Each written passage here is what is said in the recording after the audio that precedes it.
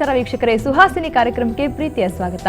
Gastric ಸಮಸ್ಯೆ, acidity ಅಂತ ಏನು ಕರಿತೀವಿ, ಮಕ್ಕಳಿಂದ ಹಿಡಿದು ಮುದುಕರವರೆಗೂ ಈಗಂತೂ ಕಾಮನ್ ಆಗಿರುವಂತಹ ಒಂದು ಸಮಸ್ಯೆ.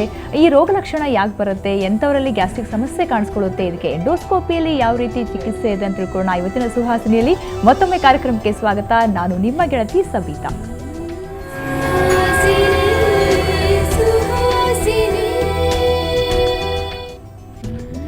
ಗ್ಯಾಸ್ಟ್ರಿಕ್ ಸಮಸ್ಯೆ ಬಗ್ಗೆ ಮಾತಾಡೋದಕ್ಕೆ ನಮ್ಮ ಜೊತೆ ಇದ್ದಾರೆ ಡಾಕ್ಟರ್ ರವೀಂದ್ರ ಅವರು ಗ್ಯಾಸ್ಟ್ರೋಎಂಟರಾಲಜಿಸ್ಟ್ ಮತ್ತು ಲಿವರ್ ಸ್ಪೆಷಲಿಸ್ಟ್. ಬನ್ನಿ, ಅವರಿಗೆ ಕಾರ್ಯಕ್ರಮಕ್ಕೆ ಸ್ವಾಗತ ಕೋರ್ತಾ ಇವತ್ತಿನ ಸುಹಾಸಿನಿ ಶುರು ಮಾಡೋಣ. ಸರ್, ಡಾಕ್ಟರ್ ವೆಲ್ಕಮ್ ಟು ನಮಸ್ತೆ. ಸೊ ಮೊದಲಾಗಿ ಗ್ಯಾಸ್ಟ್ರಿಕ್ ಸಮಸ್ಯೆ, ಅಸಿಡಿಟಿ ಅಂತ ಏನು ಕರಿತೀವಿ, ಇದು ಕಾಮನ್ ಆಗಿಬಿಟ್ಟಿದೆ ಇವಾಗಂತೂ.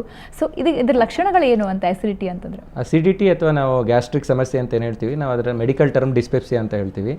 ಇದರಲ್ಲಿ ಯೂಶುವಲ್ ಆಗಿ ಪೇಷಂಟ್ಸು ಒಂದು ಹೊಟ್ಟೆ ಉರಿ ಅಥವಾ ಹೊಟ್ಟೆ ನೋವು ಅಥವಾ ಹೊಟ್ಟೆ ಊತ, ಇನ್ನು ಕೆಲವರು ಎದೆ ಉರಿ ಅಂತಲೂ ಬರ್ತಾರೆ. ಈ 4 ಲಕ್ಷಣಗಳು ಈ ಗ್ಯಾಸ್ಟ್ರಿಕ್ ಸಮಸ್ಯೆನ ನಾವು ಕಂಡುಕೊಡ್ತೀವಿ. ಬಟ್ ಯೂಶಲಿ ಅದರಲ್ಲಿ ಮೆಡಿಕಲ್ ಇದರಲ್ಲಿ ಎರಡೂ ಸ್ವಲ್ಪ ಬೇರೆ ಬೇರೆ ವಿಧಾನಗಳಿದೆ. ಬಟ್ ಯೂಶುವಲ್ ಆಗಿ ಪೇಷಂಟ್ಸ್ ಬರೋದು, ಸರ್ ಊಟ ಆದಮೇಲೆ ಹೊಟ್ಟೆ ಊದ್ಕೊಳ್ಳುತ್ತೆ, ಆಮೇಲೆ ಹೊಟ್ಟೆ ಉರಿ ಬರುತ್ತೆ, ಆಮೇಲೆ ಹೊಟ್ಟೆ ಸ್ವಲ್ಪ ಮೈಲ್ಡ್ ನೋವು, ಇನ್ನು ಕೆಲವರಿಗೆ ವಾಂತಿ ಬಂದಂಥ ಒಂದು ಸಿಂಪ್ಟಮ್ಸು ಬರುತ್ತೆ. ಈ ಎಲ್ಲ ಲಕ್ಷಣಗಳನ್ನೂ ಸೇರಿ ನಾವು ಗ್ಯಾಸ್ಟ್ರಿಕ್ ಲಕ್ಷಣ ಅಥವಾ ಅಸಿಡಿಟಿ ಲಕ್ಷಣ ಅಂತ ಹೇಳ್ತೀವಿ. ಮೆಡಿಕಲ್ ಟರ್ಮಲ್ಲಿ ನಾವು ಡಿಸ್ಪೆಪ್ಸಿಯಾ ಅಂತ ಹೇಳ್ತೀವಿ ಇದಕ್ಕೆ. ಓಕೆ, ಈ ಗ್ಯಾಸ್ಟ್ರಿಕ್ಗೆ ಕಾರಣ ಏನು ಅಂತೀರಾ? ಇದು ಭಾಳ ಇಂಪಾರ್ಟೆಂಟ್ ಕ್ವಶನು. ಮೊದಲು ಸೈನ್ಸಲ್ಲಿ ಹರಿ ವರಿ ಕರಿ ಅಂದರೆ, ಹರಿ ಅಂದರೆ ಈಗ ಎಲ್ಲರೂ ತುಂಬಾ ಅವಸರ ಎಲ್ಲರಿಗೂ, ಅದು ಒಂದು ಕಾರಣ. ವರಿ ಎಲ್ಲರಿಗೂ ಚಿಂತೆ. ಆಮೇಲೆ ಮೂರನೇದು ಕರಿ ಅಂದರೆ ಭಾಳ ಒಂದು ಖಾರವಾದಂಥ ಆಹಾರಗಳನ್ನ ಸೇವನೆ ಮಾಡೋದು. ಇದು ಮೊದಲು ಹರಿವರಿ ಕರಿ ಗ್ಯಾಸ್ಟ್ರಿಕ್ಗೆ ಕಾರಣ ಅಂತ ಹೇಳ್ತಾ ಇದ್ವಿ. ಬಟ್ ಈಗ ಹರಿವರಿ ಕರಿ ಜೊತೆಗೆ ಹೆಚ್ ಪೈಲೋರಿ ಅಂತ ಒಂದು ಬ್ಯಾಕ್ಟೀರಿಯಾ ಇದೆ. ಆ ಬ್ಯಾಕ್ಟೀರಿಯಾ ಹೊಟ್ಟೆ ಒಳಗಡೆ ಸೇರಿದಾಗ ಅದು ಹೊಟ್ಟೆನಲ್ಲಿ ಈ ಗ್ಯಾಸ್ಟ್ರಿಕ್ ಸಮಸ್ಯೆನ ತಂದು ಬರುತ್ತೆ. ಅದು ಇದುವರೆಗೂ ನಾವೇನು ಅನ್ಕೋತಾ ಇದ್ವಿ, ಖಾರ ತಿನ್ನೋದು ಕಡಿಮೆ ಮಾಡಿಬಿಟ್ರೆ ಅಥವಾ ಬರೀ ಮೊಸರನ್ನ ಮಜ್ಜಿಗೆನ ತಿಂದರೆ ಈ ಗ್ಯಾಸ್ಟ್ರಿಕ್ ಕಡಿಮೆ ಮಾಡ್ಬೋದು ಅಂತ ಅನ್ಕೋತಾ ಇದ್ವಿ. ಬಟ್ ಅದು ಈಗ ಅದೊಂದೇ ಕಾರಣ ಅಲ್ಲ, ಅದ್ರ ಜೊತೆಗೆ ಈ ಹೆಚ್ ಪೈಲೋರಿ ಅಂತ ಒಂದು ಬ್ಯಾಕ್ಟೀರಿಯಾ ಇದೆ.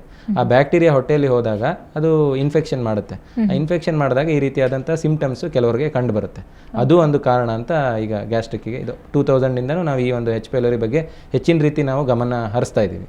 ಸೊ ಗ್ಯಾಸ್ಟ್ರಿಕ್ ಅಂದಾಗ ನಂಗೆ ಇನ್ನೊಂದು ಡೌಟ್ ಏನಪ್ಪ ಅಂದರೆ, ತುಂಬ ಜನಕ್ಕೆ ನಂಗೆ ಅಪ್ಪ ಅಮ್ಮನಿಗಿತ್ತು ಗ್ಯಾಸ್ಟ್ರಿಕ್ ಸಮಸ್ಯೆ, ಅಸಿಡಿಟಿ ಸಮಸ್ಯೆ, ಸೊ ನನಗೂ ಬಂದಿದೆ ಅಂತ ಅಂದರೆ ಅನುವಂಶಿಯವಾಗಿ ಇದು ಬರೋ ಚಾನ್ಸಸ್ ಇರುತ್ತೆ? ಅನುವಂಶೀಯ ಅಂತ ಹೇಳೋದಕ್ಕಾಗಲ್ಲ. ನಾನು ಈಗ ಹೇಳಿದ ರೀತಿಯಲ್ಲಿ ಅಂದರೆ ನಾವು ಒಂದು ಫ್ಯಾಮಿಲಿ ಅಂದರೆ ಅದು ಕ್ಲೋಸ್ ನೆಸ್ಟ್ ಅಂದರೆ ಎಲ್ಲರೂ ಒಂದೇ ಥರ ಊಟ ಮಾಡ್ತೀವಿ. ಖಾರ ಊಟ ಮಾಡೋರಿದ್ರೆ ಮನೇಲಿ ಅಪ್ಪನೂ ಊಟ ಮಾಡಿದ್ಮೇಲೆ ಮಗನೂ ಖಾರನೇ ಊಟ ಮಾಡಿರ್ತಾನೆ, ಅದು ಒಂದು ಕಾರಣ.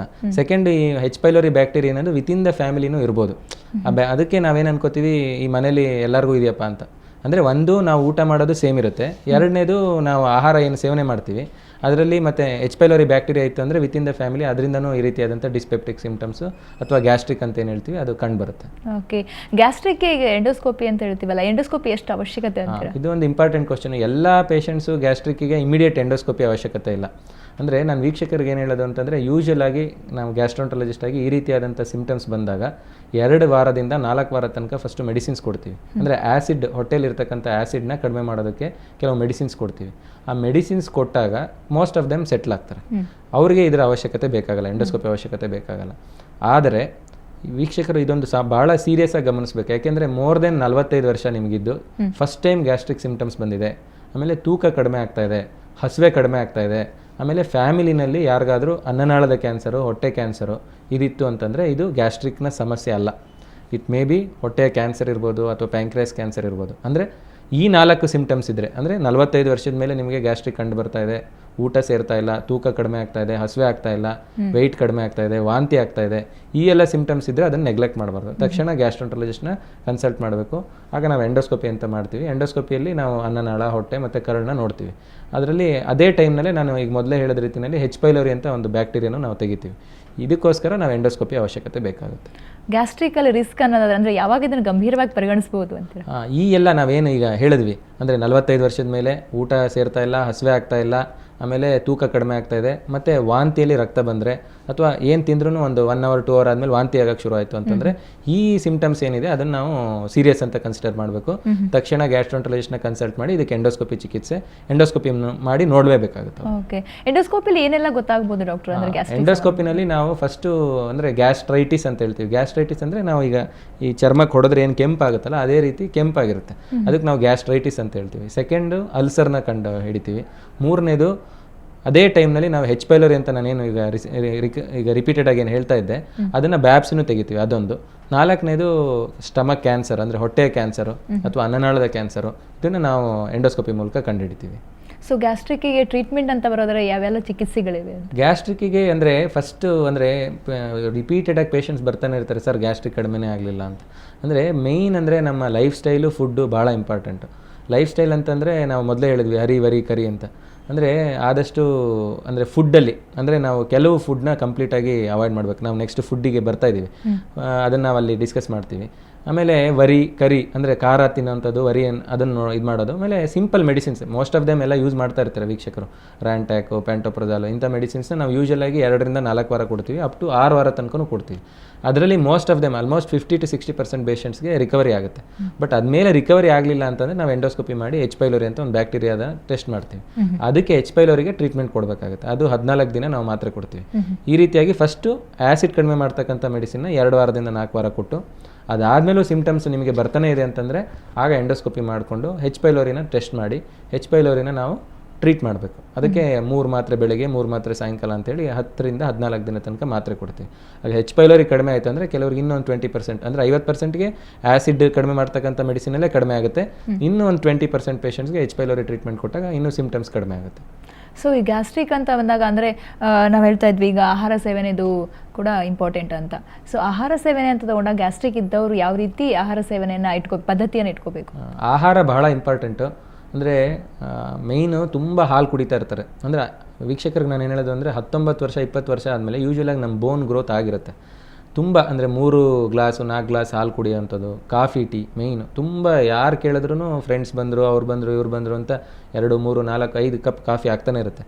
ಹೆಚ್ಚು ಕಾಫಿ ಟೀ ಸೇವನೆ, ಹಾಲು, ಸ್ವೀಟು, ಚಾಕ್ಲೇಟು, ಕರ್ದಿರೋ ಐಟಮು, ಆಮೇಲೆ ಈ ತಂಪು ಪಾನೀಯಗಳು ನಾವು ಹೆಸರು ಹೇಳೋದಕ್ಕೆ ಇಷ್ಟಪಡೋದಿಲ್ಲ. ಎಲ್ಲ ಬಾಟಲ್ಡ್ ಐಟಮ್ಸ್ ಏನಿದೆ ಅದರಲ್ಲಿ ಕಾರ್ಬೋನೇಟೆಡ್ ಡ್ರಿಂಕ್ಸ್ ಅಂತೇನು ಹೇಳ್ತೀವಿ, ಅದನ್ನ ಈಗ ಮೆನಿ ಟಿ ವಿ ಇದರಲ್ಲಿ ಚಾನಲ್ಸಲ್ಲೂ ನೀವು ತೋರಿಸ್ತಾನೆ ಇರ್ತೀರ. ಅದನ್ನು ಕಂಪ್ಲೀಟಾಗಿ ಅವಾಯ್ಡ್ ಮಾಡಬೇಕು. ಆಮೇಲೆ ಕರ್ದಿರೋ ಐಟಮು, ಈ ರೋಡ್ ಸೈಡ್ ಫುಡ್ಸು ಇದನ್ನು ಅವಾಯ್ಡ್ ಮಾಡಬೇಕು. ಅಂದರೆ ಬೇಸಿಕ್ಕಾಗಿ ಒಂದೇ ವರ್ಡಲ್ಲಿ ಹೇಳಬೇಕು ಅಂದರೆ ತುಂಬ ಹಾಲು ಸೇವಿಸಬೇಡಿ, ಕಾಫಿ ಟೀ ಅವಾಯ್ಡ್ ಮಾಡಿ, ಸ್ವೀಟ್ಸು, ಚಾಕ್ಲೇಟು, ಕರ್ದಿರೋ ಐಟಮು, ಏರಿಯೇಟೆಡ್ ಡ್ರಿಂಕ್ಸು, ಆಮೇಲೆ ಏನು ತಂಬಾಕು, ಸ್ಮೋಕಿಂಗು, ಆಲ್ಕೋಹಾಲ್ ಇದು ಕಂಪಲ್ಸರಿ ನಾವು ಬಿಡಲೇಬೇಕು. ಆಮೇಲೆ ಯಾವ ಆಹಾರ ಸೇವನೆ ಮಾಡಬೇಕು ಅನ್ನೋದಂದರೆ ಈಗ ಮಜ್ಜಿಗೆ, ಮೊಸರು, ಎಳ್ನೀರು ಈ ರೀತಿಯಾದಂಥ ಆಹಾರನ ಹೆಚ್ಚಿನ ರೀತಿಯಲ್ಲಿ ಸೇವನೆ ಮಾಡಬೇಕು. ಅದು ಅಂದರೆ ಆಹಾರ ನಮಗೆ ಈ ಗ್ಯಾಸ್ಟ್ರಿಕ್ ಸಿಮ್ಟಮ್ಸು ಅಥವಾ ಏನು ಡಿಸ್ಪೆಪ್ಸಿಯಾ ಅಂತ ಏನು ಹೇಳ್ತೀವಿ ಅದನ್ನು ಕಡಿಮೆ ಮಾಡುತ್ತೆ.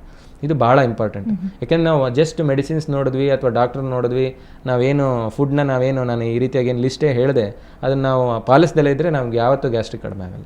ಸೊ ಇನ್ ಕೇಸ್ ಇದೆಲ್ಲಾನು ಸಿಸ್ಟಮ್ಯಾಟಿಕಲಿ ಫಾಲೋ ಮಾಡಿದವರು ಆಮೇಲೆ ಟ್ರೀಟ್ಮೆಂಟ್ ತೊಗೊಂಡವರು ಅಂದರೆ ಗ್ಯಾಸ್ಟ್ರಿಕ್ ಪರ್ಮನೆಂಟ್ಲಿ ಕ್ಯೂರ್ ಆಗುತ್ತಾ? ಅಂದರೆ ಇದು ಗ್ಯಾಸ್ಟ್ರಿಕ್ ಅಂದರೆ ನೆಗಡಿ ಇದ್ದಂಗೆ, ಅಂದರೆ ಬರ್ತಾ ಇರುತ್ತೆ ಹೋಗ್ತಾ ಇರುತ್ತೆ. ಅಂದರೆ ನಮ್ಮ ಆಹಾರ ಸೇವನೆ ಮತ್ತು ನಮ್ಮ ವಾಟರು ನಾವೇನು ಮಿಸ್ಟೇಕ್ ಆದಾಗ ಗ್ಯಾಸ್ಟ್ರಿಕ್ ಸಿಮ್ಟಮ್ಸ್ ಬರುತ್ತೆ.